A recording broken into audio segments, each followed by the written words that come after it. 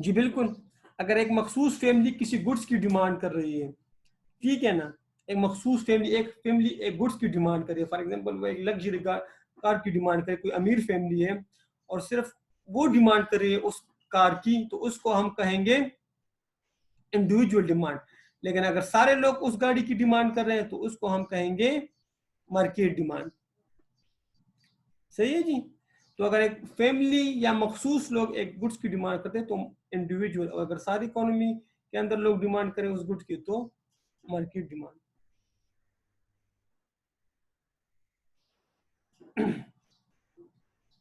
जी आगे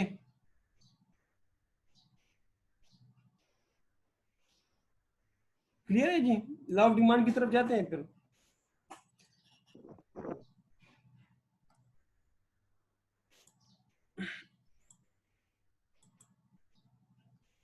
यार दवा सिर्फ पता यार शायद खुशहाल हुई। ठीक है जी, आई डोंट नो जो हम।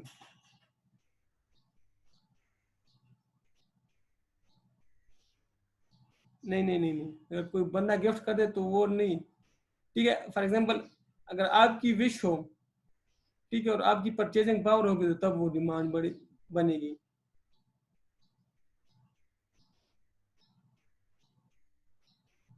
नहीं वो डिमांड की डिफिनेशन में नहीं है। डिमांड की डिफिनेशन नहीं कि आपके पास विश भी हो और आपके पास परचेजिंग पावर भी हो। ठीक है जी, कोई बंदा गिफ्ट करे, इकोनॉमिक्स में हम इस तरह की चीजें नहीं पढ़ते गिफ्ट वगैरह। ठीक है, हम इकोनॉमिक्स वांट्स पढ़ते हैं ना, economics want, non economics want तो नहीं पढ़ते हम। इकोनॉमिक्स वांट भी वो वांट्स जो आप विदाउट मनी सेटिस्फाई नहीं कर सकते, आपको पे करना होगा। चलिए लव डिमांड की तरफ आते हैं। लव डिमांड बड़ा आसान है, इंटरेस्टिंग। इंशाल्लाह इसके assumption मैं नहीं समझा साकिब कि किस तरह प्राइस इफेक्ट ज्यादा कौन से टाइप से होती है, मैं नहीं समझा। साकिब जरा सवाल क्लियर कर दे काइंडली। अच्छा, अब लव डिमांड बड़ा रियलिस्टिक ला है, आसान है। लव डिमांड कहता है कि जब प्राइस ऑफ गुड्स बढ़ेगा, ठीक है, तो उसकी डिमांड में डिक्रीज आएगा। जैसे जैसे प्राइस बढ़ेगी उसकी डिमांड में डिक्रीज आएगा, या वाइस वर्सा। अगर गुड्स की प्राइस में डिक्रीज आएगा, ठीक है, तो उसकी डिमांड में इंक्रीज आएगी। ठीक, सही है कि प्राइस और डिमांड का आपस में इनवर्स रिलेशनशिप है कि प्राइस, इन्फ्लेशन रेट पढ़ेंगे इंशाल्लाह यार, ठीक है ना। इसका इफेक्ट आपको मैक्रो इकोनॉमिक्स में पता लग जाएगा कि इन्फ्लेशन रेट किस तरह इफेक्ट होती है। सही है जी। सो लॉ ऑफ डिमांड कहता है कि अगर गुड्स की प्राइस बढ़ेगी तो उसकी डिमांड में डिक्रीज आएगी। ठीक है, और अगर प्राइस कम होगी तो डिमांड में इंक्रीज।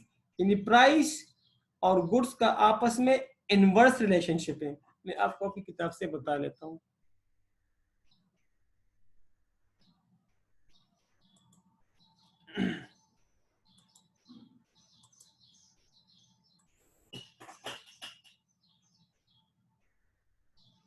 कौन से टॉपिक्स रखे भाई मेरे? सप्लाई और स्टॉक पढ़ेंगे इंशाल्लाह आगे, इसको स्किप कर दें। डिमांड के बाद सप्लाई पूरा टॉपिक है भाई। ठीक है सलमान यार, हम ये इंडिविजुअल डिमांड भी कर लिया, मार्केट भी कर लिया, ठीक है ना। स्टॉक्स एंड सप्लाई इस ये आगे आएगा ना भाई, ये आगे आ रहा है ना। ठीक है, और इनकम और विद, या इनकम में क्या फर्क है विद में, या पढ़ ले व्हाट माइक्रो इकोनॉमिक्स कवर। ठीक है ना, ये नहीं पढ़ना आप लोगों ने, अगर एक नजर देख ले इंपॉर्टेंट नहीं है। ठीक है, what micro economics does not cover, ये पेपर के पॉइंट ऑफ व्यू से इंपॉर्टेंट है ही नहीं भाई। एक नजर आप देख लो, ये नहीं इंपॉर्टेंट। ठीक है ना, आपकी टेस्टिंग एरिया यहाँ से शुरू हो जाते हैं लव डिमांड से। मैंने आपको गुड करवा दिए, ठीक है, ये आप खुद पढ़ ले यार, फर्म्स और हाउस होल्ड, इंशाल्लाह ये क्लियर हो जाएगा जी। ये आपको मैक्रो इकोनॉमिक्स में ये लैंड लेबर कैपिटल एंटरप्रेन्योर हम पढ़ चुके हैं, फैक्टर ऑफ प्रोडक्शन, ठीक है ना।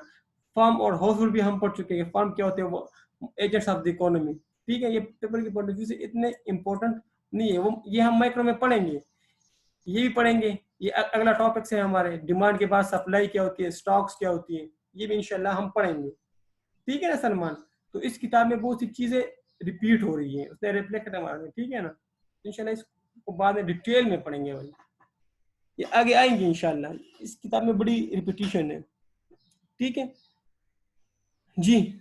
जी सलमान, इंशाल्लाह कोई भी चीज हमारा रहेगा नहीं, आप बेफिक्र रहें, सही है।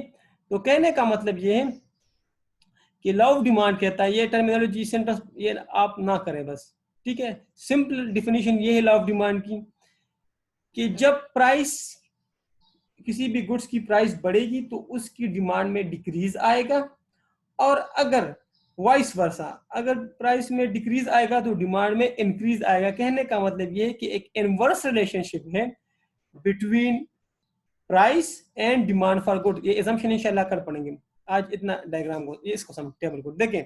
डिमांड कर्व, प्राइस देखो, प्राइस बढ़ रही है, उसने 3, 5, 8, 10, 11 प्राइस बढ़ रही है ना, क्वांटिटी डिमांड क्या हो रही है, क्वांटिटी डिमांड डिक्रीज हो रही है। देखो प्राइस बढ़ने के साथ साथ क्वांटिटी डिमांड में डिक्रीज आ रहा है, क्लियर जी। तो लॉ ऑफ डिमांड ये कहता है कि अगर प्राइस में इंक्रीज आएगा तो क्वांटिटी डिमांड में डिक्रीज आएगा, और अगर प्राइस ऑफ गुड में डिक्रीज आएगा तो क्वांटिटी डिमांड में इंक्रीज आएगा। इसको आप इस तरह देख लें कि प्राइस अगर कम हो रही है 11 से 10, 10 से 8, 8 से 5, 5 से 3, तो क्वांटिटी डिमांड बढ़ रही है, अपवर्ड मूवमेंट है, 10, 20, 30, 40, 50। या इस तरह देख ले कि अगर प्राइस में डिक्रीज आ रही है, सॉरी प्राइस में इंक्रीज आ रही है, तो क्वांटिटी डिमांड में डिक्रीज आ रही है, ठीक है। तो इंशाल्लाह कल इसके एजम्पशन और डायग्राम पढ़ेंगे, सही है। ये था आपका law of demand. Law of demand ये कह रहा है कि प्राइस ऑफ गुड्स में चेंज आने से क्वांटिटी डिमांड में चेंज आती है। प्राइस ऑफ गुड्स बढ़ेगा तो डिमांड में डिक्रीज आएगी, प्राइस ऑफ गुड्स कम होगा तो डिमांड में इंक्रीज आएगी। अब आप अपने सवाल पूछे शाबाश जी, अब पूछिए आप सवाल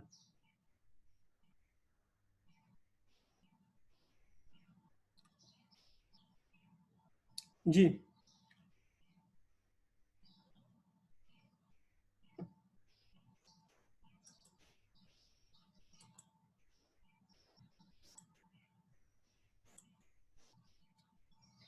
ये पूछे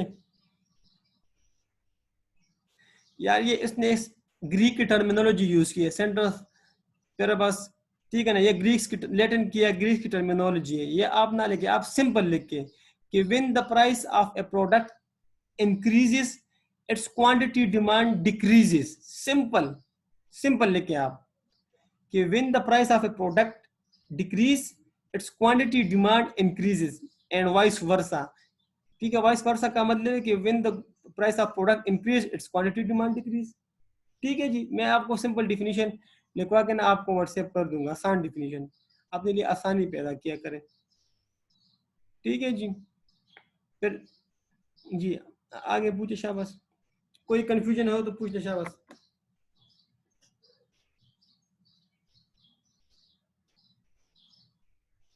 जी।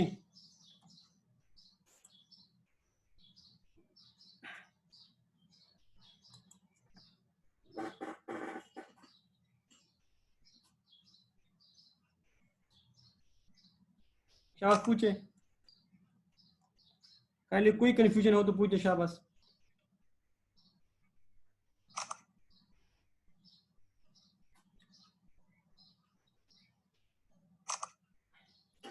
जी। जी हैदर, क्लियर है भाई। अहमद, शफकत, शमीम, मुस्कान, इकरा, शाबाश पूछे। ये इंपॉर्टेंट एरिया सी है, यहाँ से उसने एक दो दफा लॉ ऑफ डिमांड पूछा, आसान है, इसमें कोई इतना रॉकेट साइंस नहीं है। अगर आपको लॉ ऑफ डिमांड क्लियर तो इंशाल्लाह आपको लॉ ऑफ सप्लाई भी क्लियर होगा।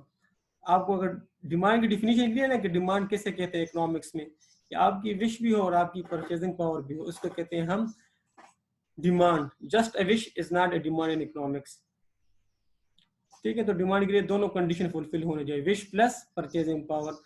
Law of demand, law of demand ये कि गुड्स की प्राइस बढ़ेगी डिमांड डिक्रीज होगा, गुड्स की प्राइस डिक्रीज होगी तो डिमांड इंक्रीज होगा, सिंपल। सही है जी। तो कल इंशाल्लाह इसके assumptions पढ़ते हैं, इसके डायग्राम पे बात करेंगे, क्लियर। और फिर इसकी की डिटरमिनेंट और फिर सब्स्टिट्यूशन और ये इफेक्ट्स, ये इंपॉर्टेंट है जी। देखिए इमरान, जो नीड्स होती है ना, आपकी बेसिक नेसेसिटीज को नीड्स कहते हैं, ठीक है ना। अगर आपको for example food, shelter, cloth और बेसिक एजुकेशन, ये आपकी है बेसिक नीड्स या हेल्थ फैसिलिटीज, इसको कहते हैं नीड्स। वांट्स इससे वास्ट टर्मिनोलॉजी। वांट्स मीन कि other than needs. For example आप एक अच्छी गाड़ी चाहते हो, अच्छी क्वालिफिकेशन, अच्छा घर, ये अच्छी जॉब, ठीक है ना, तो ये फिर वांट्स की टर्मिनोलॉजी में आ जाता है, ठीक है। जो बेसिक नेसेसिटीज है ना, उसको नीड्स की कैटेगरी में आते हैं। और जो वांट्स है ना, तो वो नीड्स प्लस अदर